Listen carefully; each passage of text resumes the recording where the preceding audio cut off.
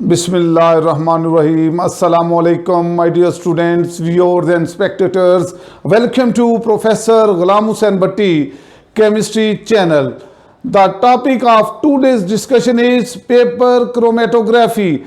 This topic is included in first year chemistry chapter number 2 and O level chemistry as well. It is very important practical as well, but in the theory paper point of view, this question was there in many board papers. Long question, write a detailed note on paper chromatography, and there are certain short questions which I will tell you later. Dear students, paper chromatography is basically a technique of partition chromatography. In the year 1944, Constant, Gordon and Morton introduced the paper chromatography first time.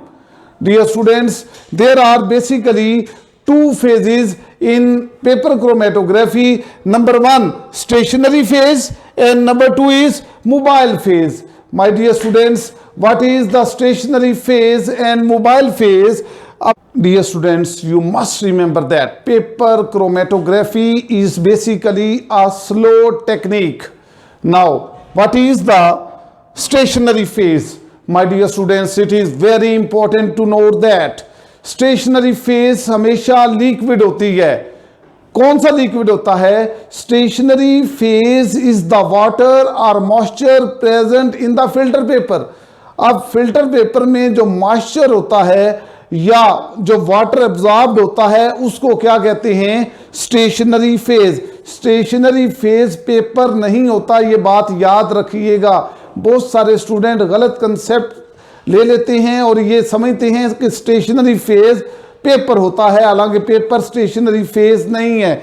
ये paper है, paper stationary phase नहीं है. इस paper में मौजूद जो moisture है या वाटर है वो स्टेशनरी फेज है. डियर स्टूडेंट्स, ये पेपर है. This paper contain 25 to 30% water. अब इसमें ये पेपर है, इसके अंदर कितना वाटर है? 25 to 30% वाटर है या मॉइस्चर मौजूद है. ये मैंने यहाँ लिखा 25 to 30% water is present in the filter paper. अगर इस पेपर से मॉइस्चर निकाल दिया जाए तो क्या होगा? ये पेपर खत्म हो जाएगा, पेपर नहीं रहेगा. हम इसको यूज करने के काबिल नहीं होंगे, इसको हम यूज नहीं कर सकेंगे अगर इसमें से मॉइस्चर और 25 to 30% वाटर रिमूव कर दें. अब ये जो स्टेशनरी फेज है ये बेसिकली वो वाटर जो पेपर में मौजूद होता है, that is called stationary phase.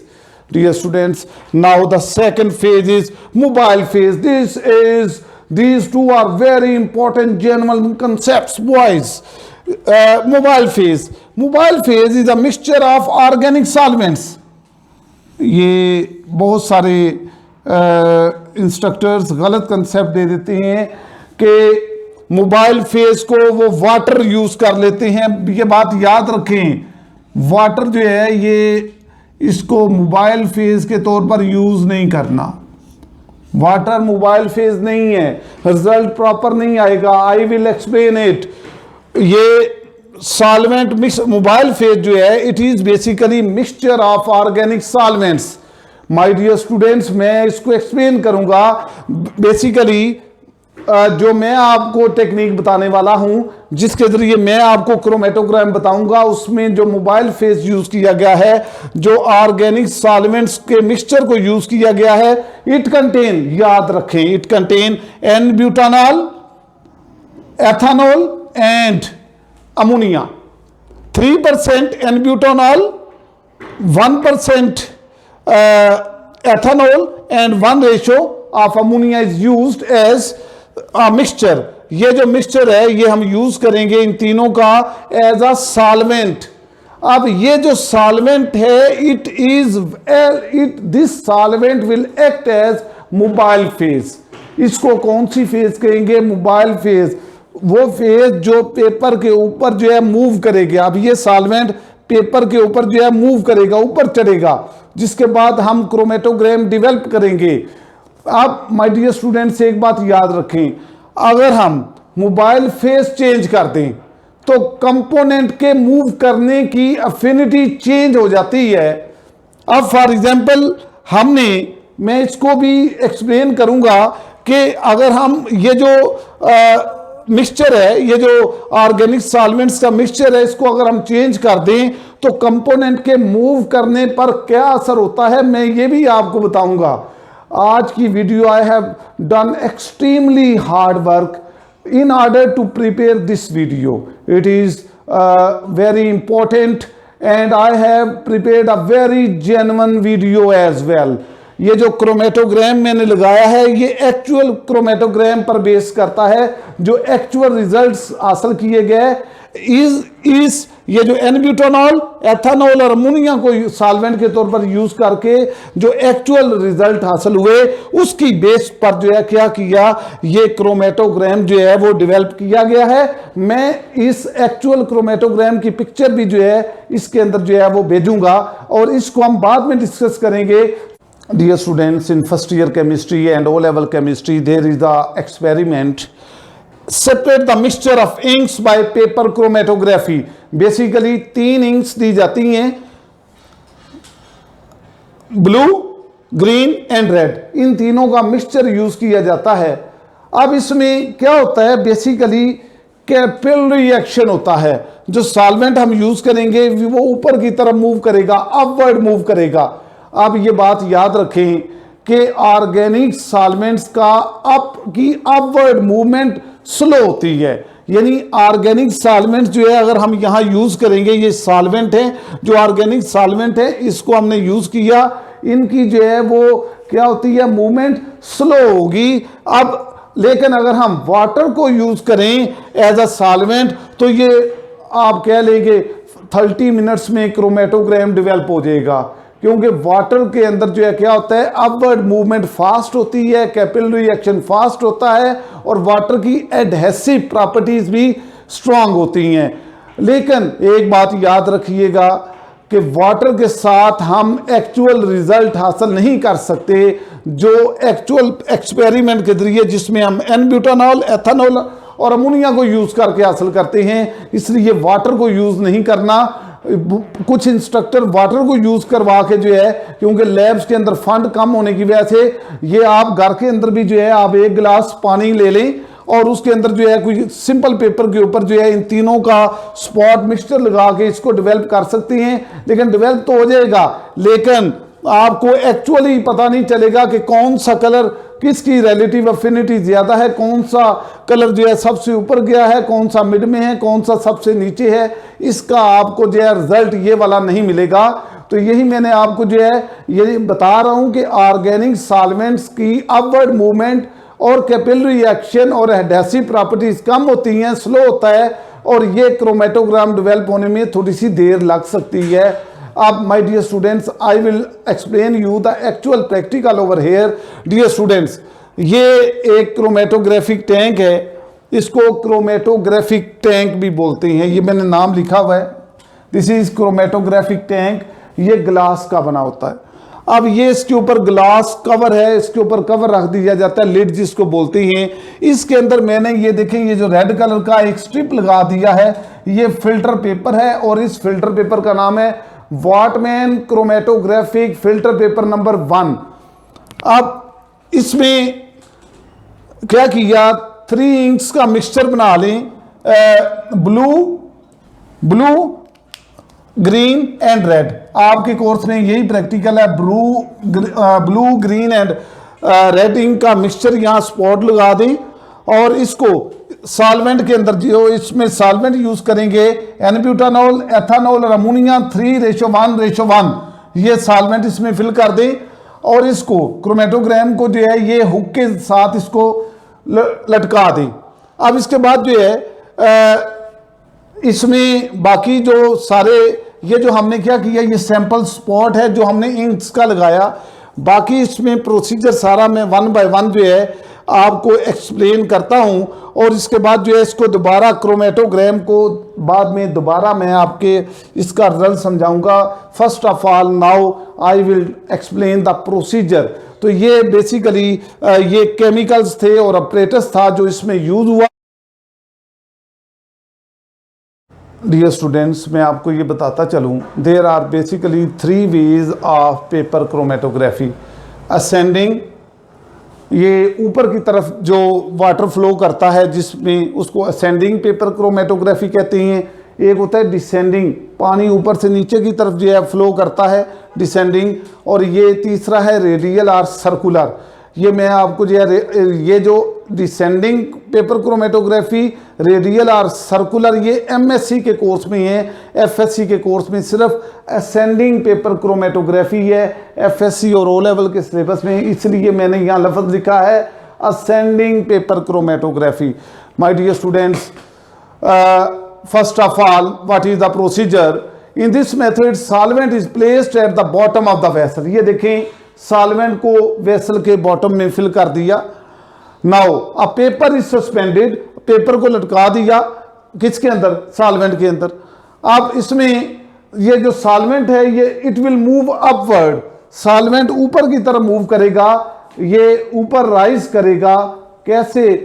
Capillary action, जो already I have told to you that कि ये जो सॉल्वेंट है अपवर्ड मूव करेगा by capillary action. Now dear students, solvent mixture, ये जो सॉल्वेंट का मिक्सचर है ये हमने क्या किया? Is placed in the chromatographic tank. अब इसको क्रोमेटोग्राफिक टैंक को कवर कर दें किसके साथ? लिड के साथ। क्यों कवर कर दें? ताकि इसके अंदर की जो स्पेस है होमोजिनाइज हो जाए, ताकि क्या हो? The tank is covered with the lid so that inner space become saturated with solvent vapours and become homogeneous, कि ये इनर स्पेस होमोजीनियस हो जाए और सैचुरेट हो जाए। नाउ माय डियर स्टूडेंट्स, ये जो स्ट्रिप लेंगे हम, जो इसमें लगाएंगे क्रोमेटो वाटमैन फिल्टर पेपर की, ये 20 सेंटीमीटर लंबी होनी चाहिए। ये बात पहला पॉइंट याद रखें। Take about 20 centimetre strip of Whatman's chromatographic filter paper number 1। अब सबसे पहले इसके बाद क्रोमेटोग्राम आप लेने के बाद सबसे पहले एक लाइन ड्रा करेंगे। किससे? पेंसिल से। आप टेक ये a line is drawn with thin pencil, thin pencil के साथ जो है एक लाइन ड्रा कर देंगे। 2.5 सेंटीमीटर ऊपर ड्रा करेंगे पेपर के मार्जिन से। ये अगर पेपर है तो इसको जो है 2.5 सेंटीमीटर जो है ऊपर जो है वो ड्रा करेंगे। अब 2.5 सेंटीमीटर इसको ऊपर इसलिए ड्रा करते हैं ताकि ये जो सॉल्वेंट है, ये जो स्पॉट्स हैं, ये सॉल्वेंट के अंदर मिक्स अप ना हो जाए। Now a line is drawn with the thin pencil about 2.5 centimetre above from one end of the paper. Paper के एक एंड में ही ये लाइन ड्रा करेंगे। ये देखें, जैसे ये लाइन ड्रा की गई है, एक लाइन ड्रा कर देंगे। अब इसके बाद दिस लाइन इज कॉल्ड, इस लाइन को क्या कहेंगे? This line is called base line. इस लाइन के ऊपर हमने मिक्सचर ऑफ इंक का स्पॉट लगाना है। याद रखें, ये जो लाइन ड्रा की पेंसिल के साथ, इसके ऊपर हमने सैंपल सॉल्यूशन को अप्लाई करना है। A spot of sample solution is placed on the base line के ऊपर ये स्पॉट लगा दें। कौन कौन सी इंक लगाएंगे? Green, red and blue. Dear students, to identify components, spots of known compound may also be placed alongside. Now इस बात का मतलब क्या है? ये देखें, ये हमने मिक्सचर का ड्रॉप लगाया। हमने बेसिकली तीनों इंक्स को, रेड, ब्लू और ग्रीन को मिक्स करके ड्रॉप लगाया। अब उसके साथ नॉन कंपाउंड का भी, कंपोनेंट का भी ड्रॉप लगाना है। मसलन हमने रेड का लगा सकते हैं, ब्लू का लगा सकते हैं, ग्रीन का लगा सकते हैं। मैंने ये जो क्रोमेटोग्राम डेवलप किया है ये एक्चुअल एक्सपेरिमेंट से डेवलप किया गया है। इसको बड़ा करके मैं आपको मैग्नीफाई करके आपको बता रहा हूँ।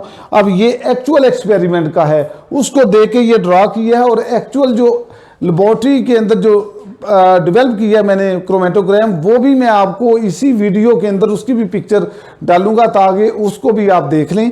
तो डियर स्टूडेंट्स, ये जो रेड का इसके साथ लगाने का मकसद क्या होता है? ब्लू और ग्रीन को लगाने का मकसद ये होता है कि देखें मिक्सचर ने जब मूव किया, अपवर्ड राइज किया इसने कैपिलरी एक्शन के जरिए, तो ये जो जब अपवर्ड मूवमेंट होगी तो ये जो कंपोनेंट्स होते हैं ये सेपरेट होते जाएंगे। अब मैंने चूंकि इसमें 3 इंक्स यूज की हैं, रेड, ब्लू और ग्रीन, हमारे पास 3 स्पॉट आएंगे।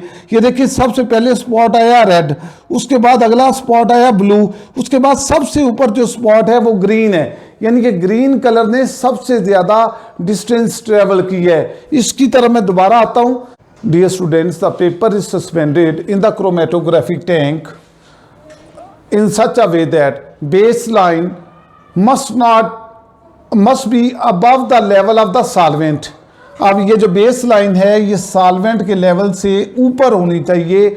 बेस लाइन जो है जिसके अंदर हमने मिक्सचर ऑफ स्पॉट्स का जो है वो लगाया हुआ, ड्रॉप लगाया हुआ है, वो सॉल्वेंट में डिप नहीं होनी चाहिए, वरना हम क्रोमेटोग्राम का जो है रिजल्ट हासिल नहीं कर सकते। इसलिए जो है base line above the solvent होनी चाहिए। और बेस लाइन को कितना अंदर इसके अंदर डिप करना है, बेस लाइन को यानी कि ये जो फिल्टर पेपर है इसको 5 to 6 मिलीमीटर जो है डिप करना है inside the solvent, above the level of the solvent, and paper is dipped to a depth of 5 to 6 millimeter inside the solvent।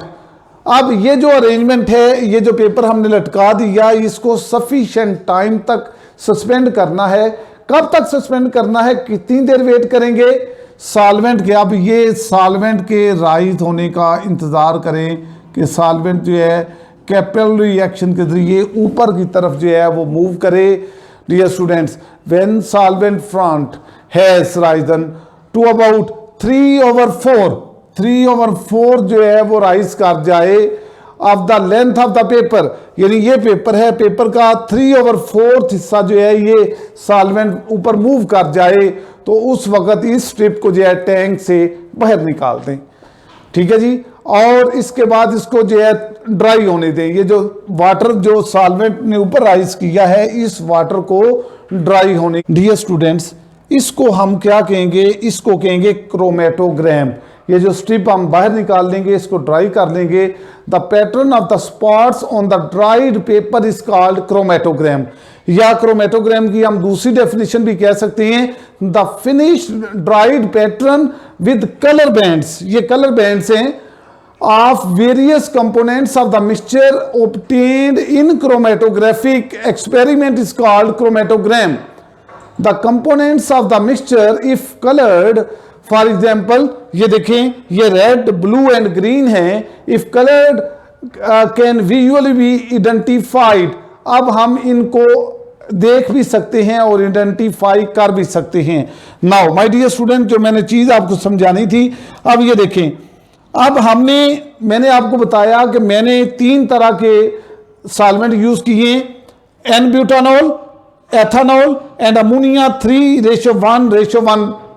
इस रेशो के साथ ये सॉल्वेंट यूज किया और ये मेरे पास रिजल्ट आया, ये मेरे पास रिजल्ट आया है। अब इसमें देखिए सबसे पहले रेड कलर सेपरेट हो गया, उसके बाद ब्लू कलर सेपरेट हो गया और उसके बाद ग्रीन कलर, यानी सबसे ज्यादा ग्रीन कलर ने ज्यादा ऊंचा गया, ज्यादा हाइट ग्रीन कलर की है।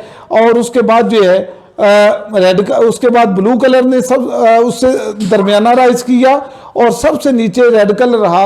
अब देखें, अब हमने ये चेक करना हो कि ये जो कलर्स हैं, ये देखें मिक्सचर के अंदर और ये जो सेपरेट ड्रॉप्स लगाए गए हैं, इनकी देखें हाइट एक ही है। अगर इनकी हाइट एक हो तो इसका मतलब ये है कि ये जो हमने इंक यूज की है ये प्योर है, इम्प्योर नहीं है। अगर इनकी हाइट के अंदर वेरिएशन आ जाए तो इसका मतलब है कि इंक जो है वो इम्प्योर है। नाउ माय डियर स्टूडेंट, अब जितना सॉल्वेंट फ्रंट ने, यानी कि यहां से ये बेस लाइन है हमारी, बेस लाइन ये वाली ब्लैक कलर की, और ये वाला सॉल्वेंट फ्रंट है। जहां तक सॉल्वेंट ने मूव किया है इसको भी पेंसिल के साथ निशान लगा लेना है आपने, और उसके बाद जो है इसको मेजर कर लें। डियर स्टूडेंट्स, इसमें हमने कितना सॉल्वेंट क्रोमेटोग्राफिक पेपर में अपवर्ड राइज किया, जहाँ तक वो राइज करेगा उसका निशान लगा होता है, उसको जो है स्केल रख के लाइन लगा लें और उसके बाद बेस लाइन से लेकर सॉल्वेंट फ्रंट वाली लाइन का डिस्टेंस मेजर कर लें, ये आता है 10 सेंटीमीटर। अब उसके बाद ये रेड कलर, ब्लू कलर और ग्रीन कलर के स्पॉट का सेंटर ले लें आप और सेंटर से इनको मेजर कर लें। ये देखें, ये रेड कलर का 6.9 सेंटीमीटर डिस्टेंस ट्रेवल किया इसने और ये ब्लू कलर का जो है 8.9 सेंटीमीटर डिस्टेंस ट्रेवल किया है, जबकि ये जो ग्रीन कलर है इसने सबसे ज्यादा डिस्टेंस ट्रेवल किया 9.9 सेंटीमीटर। अब ये रिलेटिव अफिनिटी इस पर डिपेंड करता है कि कौन सा हमने सॉल्वेंट मिक्सचर यूज किया है। अब सॉल्वेंट मिक्सचर जो है एन-ब्यूटानॉल, एथानॉल और अमोनिया को यूज करेंगे तो ग्रीन कलर की हाइट पीक सबसे ज्यादा ऊपर होगी, फिर ब्लू कलर आएगा, फिर रेड कलर आएगा।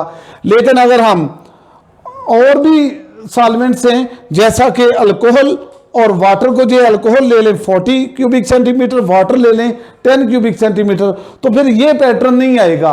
ये पैटर्न सिर्फ उस वक्त आएगा जब हम ये वाले सॉल्वेंट जो मैंने आपको बताए एन-ब्यूटानॉल, एथानॉल और अमोनिया यूज करेंगे। तो ये एक्चुअल एक्सपेरिमेंट का रिजल्ट है। अब इसके बाद जो है हम क्या करेंगे, हम इनकी आरएफ वैल्यू निकाल लेंगे। आरएफ वैल्यू कैसे निकालते हैं वो मैं आपको बताता हूं।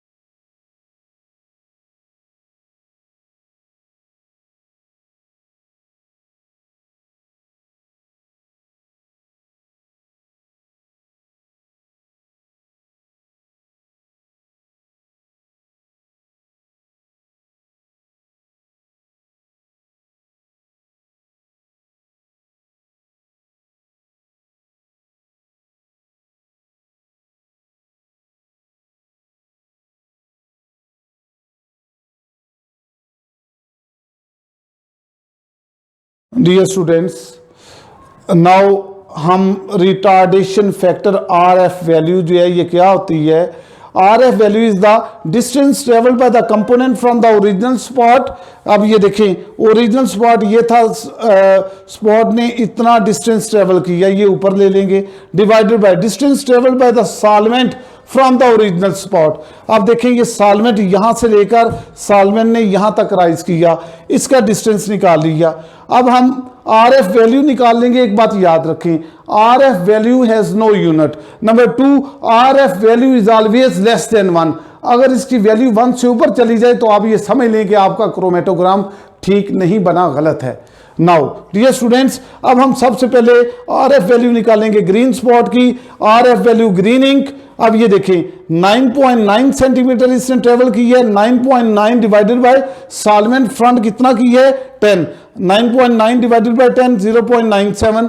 ये आ गया जी ग्रीन इंक का जो है RF value. Number 2, RF value of blue ink, ये देखें 8.9 डिवाइडेड बाय 10 0.89, इसकी आरएफ वैल्यू आ गई। इसके बाद आरएफ वैल्यू जो है रेडिंग की, जो है रेडिंग देखें 6.9 सेंटीमीटर इसने ट्रेवल की है, डिवाइडेड बाय 10। अब ये सॉल्वेंट फ्रंट सबका एक ही होगा 10, और 6.9 डिवाइडेड बाय 10 0.69।